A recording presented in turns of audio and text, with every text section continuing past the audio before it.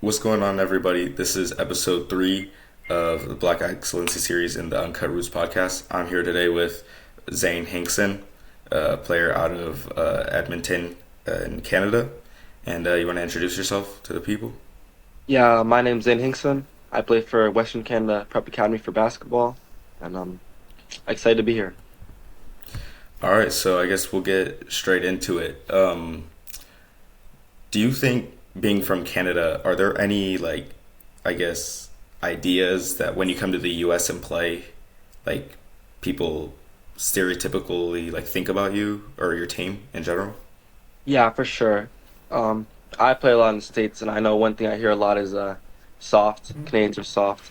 You hear that a lot, and they're older too. You hear that a lot too. This is what you're gonna hear. So, yeah. So I actually met Zane playing in, I think it was Cali Live. Yeah. Was it Cali Live? A few months ago. Yeah. So I guess next we'll go into what is it like, because obviously being from the United States, what is it like being, I guess, African Canadian in Canada? What is like the demographic like with the people and just in general living life day to day? Luckily, Canada's very diverse as well, just like the States. So you'll see a lot of every race. But like, of course, Yeah. there's still racism. It's Yeah. still the world, but it's good. It's good. There's a good community. Yeah. All There's a right. good So community then, here for sure. I guess we'll start with your childhood. Growing up, was basketball always a hobby of yours, or is something you developed later? Yeah, for me, I started early. Um, Growing up, I was more multi-sport. Like it wasn't just basketball. Basketball, soccer, volleyball, whatever it was in school. But it was. I feel like for me and people around me, it was basketball was it was what I was best at and what I was most focused on for sure. So then, going on to that, what I guess is there a specific moment that you really thought, yeah, I want to do this. I want to go push to the Division 1 level. Yep. So I'm from a smaller town in Alberta, from McMurray. Like that's where I really grew up and spent most of my youth. So when I decided in after grade 9, and because grade 10 is high school where I live, to Okay. move to a different city and start playing prep school, that's when I was like, okay, I'm gonna take this more seriously. I'll stop doing, this and that. I'll stop playing whatever else I'm playing. I'll just really focus and then take that next step. So is there learning environment more like a basketball geared, I guess, school like specifically for athletes? Yeah, exactly. Like when I came to prep school, it's we practice every day, Monday through Friday, work out all the time. Come to the States, it's a different experience. Yeah. How how is that? Do you guys come out often, or just time to Yeah, time? yeah. Pretty often, pretty regularly. Once a month, twice a month. Oh, wow. And usually California or tons of different Yeah, places? mainly West Coast, California, Arizona, Vegas. Yeah.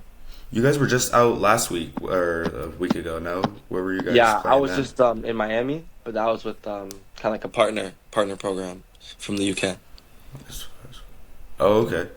So, what was, I guess, maybe the biggest culture shock just being in the United States so often? Is there anything that you see that's very different from Canada in that sense? Yeah, the game's pretty different in the States. It's a lot more up and down, lot more physical.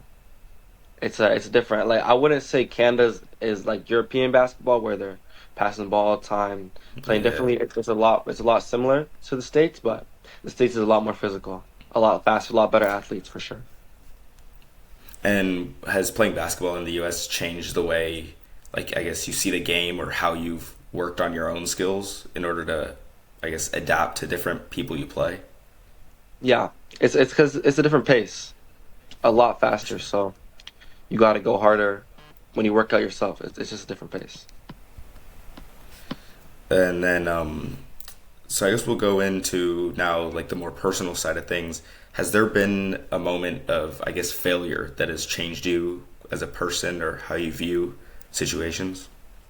To be honest, I feel like I fail all the time, and that's bad games or miss shots or just times where I don't even want to play anymore. I feel like it happens a lot, but I think in this journey, like when you're trying to do something that's so difficult and you put in so much time, I think it's bound to happen. So at this point, it's like it's Yeah. kind of just like embracing failure because it really does happen all the time. I do lots. I underperform often. I miss shots I want to make. I make mistakes I didn't need to make, and it's just like I just got to keep working, and I understand that. Yeah. And what's a lesson maybe from a failure or something else that you learned that you'll carry on between basketball or not, just in life in general? For sure, don't regret your opportunities. Like sometimes, you get to play with people who might be better than you, or you get nervous. But like when you get that chance, I think you gotta try to make the most of it. Like if you have a shot, shoot it, because you never know when you can get that shot again. So just make the most of your opportunities. What motivates you the most when nobody's watching? For me, it's my family. Like I treat basketball like a job. Like this is like what I want to do. So it's just knowing. It's just a discipline. It's my family. Like I'm trying to eventually make money and have a be a future have comfortable and like help on my family. So to me, it's like it's not like I never want to do it. It's just it's like I have to. So I know I'm going to. Yeah, so from that, has there been like any specific person that comes to mind, either family or mentor, that's like had the biggest impact, you would say? For sure, my mom. She worked 3 jobs, 2 jobs, last couple years just to support me and support my siblings. And when you see someone working that hard all the time, it's hard not to work yourself. What's one sacrifice that you've made that you think most people never see or haven't seen? Um, it was hard. Like when I first came to prep school, I left home. Like when I was 15, I moved out, so I was just living with one of my teammates, and that was hard. Like it was That's hard crazy. coming to a city I'm not from. I was only 15. I really didn't know my way around the city. It was my first time really being in a city. That was really hard. That was some hard. It was a big adjustment from living in like a smaller Yeah. town with your parents and your family and your friends to live in a place where I maybe knew like really knew like 2 people, 3 people. My coach. Yeah. That was hard. That was hard.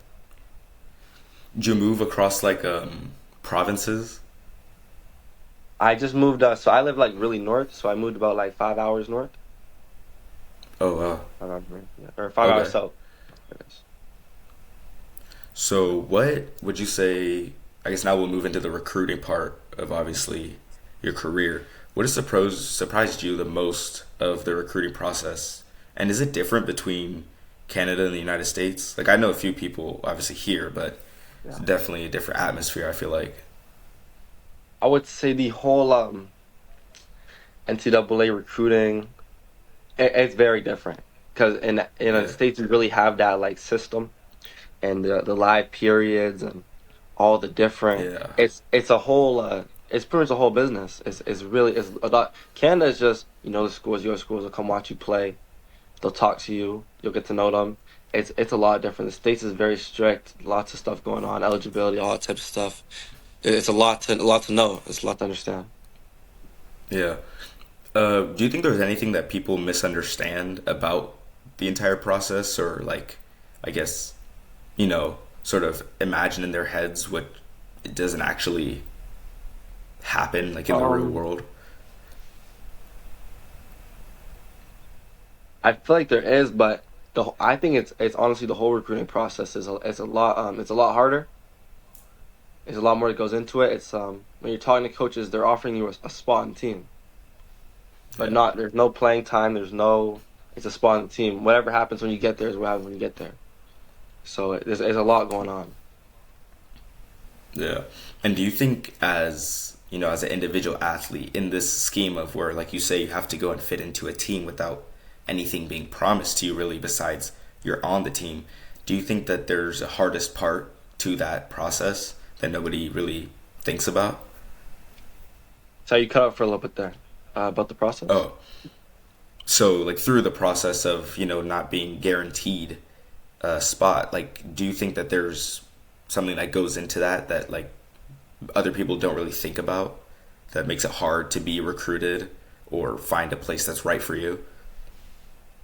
Yeah, because I feel like it's that part. It's it's finding a place that's right for you is the real goal. It's not getting the offers or getting that I could have this, that, and that, but if I'm not playing, then that it's really not going to help you. So Right. it's really about finding a situation that is best for you and your family and what you want to do. I think that's the biggest, most important part.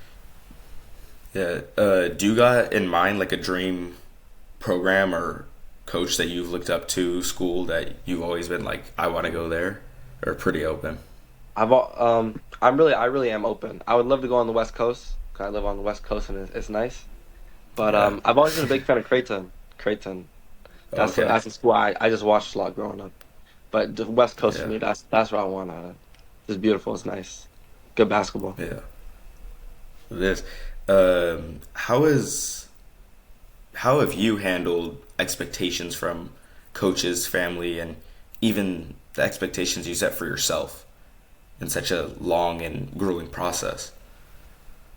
Well, for me, I feel like I'm lucky because I think I was harder on myself than what maybe people expected of me. Because even now, I'm a small guard, but like I grew. Before this, I was really little. So no, I would say people don't expect too much out of me. So I always had to have a chip on my shoulder, which I think really helped me. I think if I was bigger, I wouldn't have been able to develop the way I did now because I wouldn't have had to learn the things I had to do just to play before. So Yeah, I like that. So we're gonna do like a rapid fire segment. So I'll just ask you questions and then you give your answer, whatever it is. uh, So I'll start. I'll open it up by saying we're gonna do rapid fire, and then I'll ask you all the questions and whatever comes to mind. gotcha. Ready?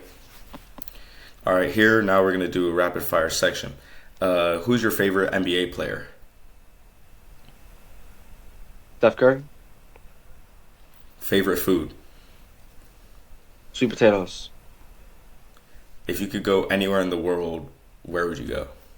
Japan, Favorite artist? Drake or Youngboy. Favorite song from either of them? Look what you've done. What's one word you think your teammates would use to describe you? Funny? Oh, And what would you say is the best piece of advice you've ever received? keep working. I like that. All right. So now we can move in. If someone was going into, I guess, high school, or you said 10th grade starts is like the same as high school? Yeah, like 10th grade. All right. So yeah, if someone was going into for Americans high school or like 10th grade, uh, and they want to be where you are, what was the first thing that you would say they have to start doing?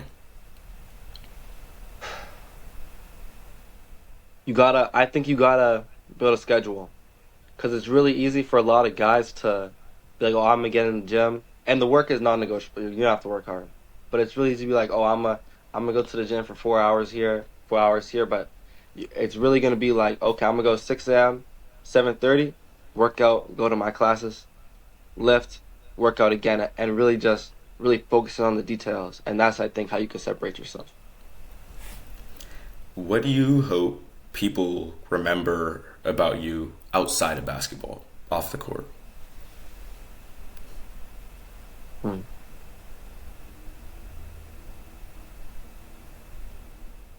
That I was that I worked hard off the court. Cause I think that's something else I did. Like I really worked. I worked a job. I worked on the weekends. I didn't just work hard on the court. It was I really lived it. I really lived the work.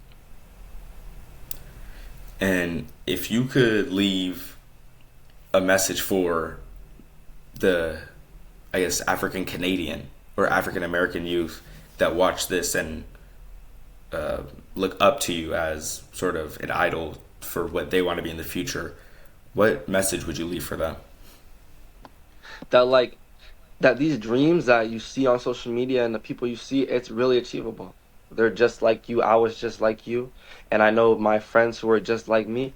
It's just if you work hard and you believe in yourself, because it's it's a community. We build a community, and I think if you believe in yourself and you work hard, you could do it. You could really do whatever you want. And that's it's easy to say, but it's true. It's really true. All right, so that's what I got for the questions. Is there anything else you want to touch up on? For sure. Or Not too much. I think this is a great thing you're doing. I really think this is a what you're doing is great. It's good stuff. I appreciate that. Yeah, I was when I was just starting it when we played, Mm. like way back. That was back in probably May now or late Yeah. April, and bro, for the viewers, we got busted up bad, bro. That was the worst ever lost in my entire career. But that's why I'm not playing basketball post high school. So yeah, I appreciate that. Definitely, we just want to keep growing this, and you know, hopefully making it into something that reaches more international, people, and just expand this. So I appreciate you being on here. I guess just the fourth person to be on here on the podcast. So it's obviously been a journey. It was great meeting you, and I'm really glad that you're able to stop by and do a quick episode. For So sure. yeah. All right. So this is Uncut Roots podcast, unfiltered conversations with Black athletes and leaders. I was here with Zayne Hinkson, and we'll see you guys in the next episode.